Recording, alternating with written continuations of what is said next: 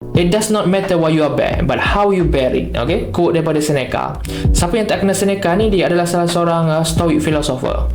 So dia kata tidak penting apa yang berlaku pada kita, tapi yang lebih penting adalah cara kita menanganinya. Okay, so do you realize bila sesuatu berlaku pada kita ni, contoh kita ambil bad thing lah, bad thing happen, right?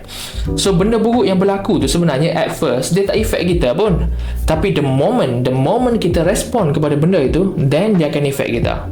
Okay, dan dalam psikologi pun cakap benda yang sama. Ada satu teori yang namanya Cognitive Behavioral Theory, iaitu CBT. CBT membuktikan bukan event yang buat kita tertekan, tapi belief, kepercayaan kita terhadap event tersebut. Jadi yang merosakkan kita bukan benda buruk yang berlaku, tapi tafsiran kita terhadap peristiwa itu. Okay, kita ambil contoh, maybe gelas ni. Okay, gelas ni cukup ringan untuk diangkat, right?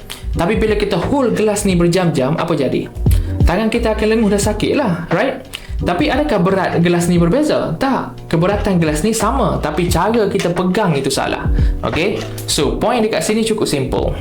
Beware ataupun berhati-hati dengan cara kita respon kepada semua benda yang berlaku dalam life kita.